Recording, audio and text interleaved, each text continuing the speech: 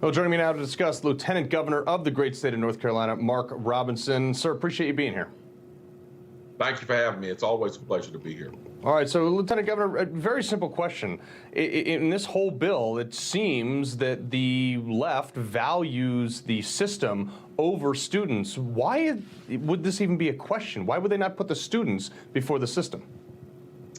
That's the million-dollar question. I do not understand why folks want to fund systems instead of funding students.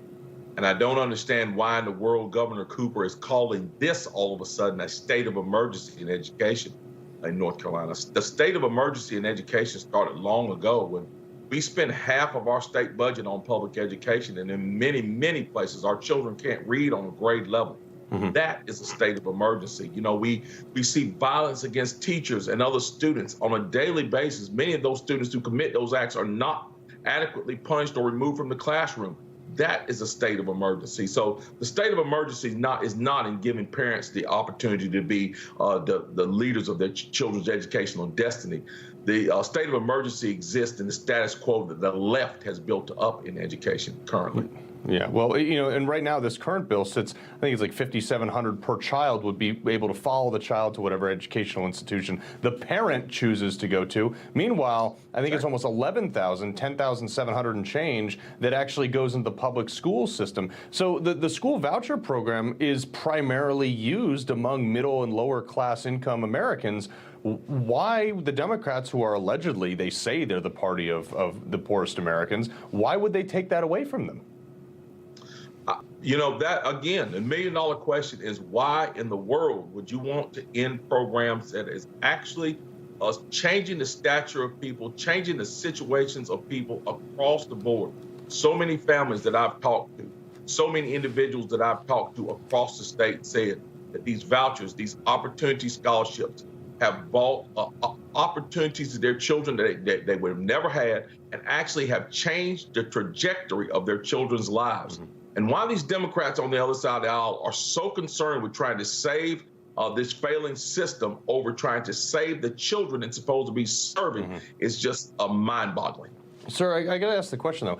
So the governor declares a state of emergency, and he says, you know, he was quoted as saying, well, I think we need to bring attention to this. But what powers does that grant him should he choose to, you know, violate the House bill? You know, I'm not sure what he's planning on trying to do, but whatever it is, it's not going to be good for the people of North Carolina, and it's not going to be good for our education system. Look, we all know that parents should be in charge of their children's educational destiny. Why this hard-headed governor can't get that through his head and get out of the way and allow the legislature to give the parents the right to be able to determine their children's educational destiny, again, is the million-dollar question. But if we Republicans have anything to do with it in North Carolina, this bill is going to go through, and we're going to make sure that parents have that right.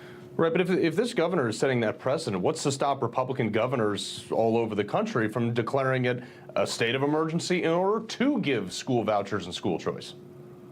I don't think they should. This is clearly a political stunt.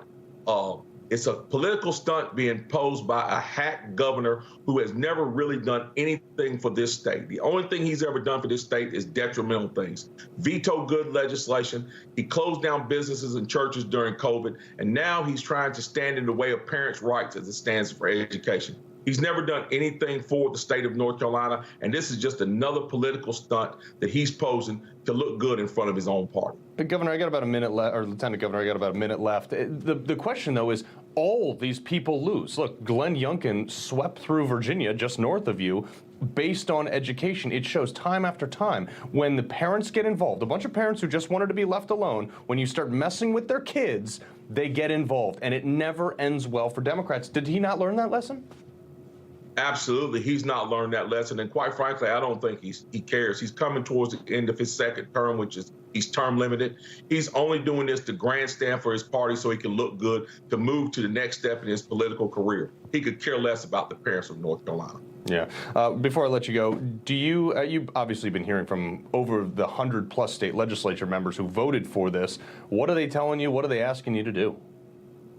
They just want us to go out there and continue to let the people of North Carolina know the truth about what's going on.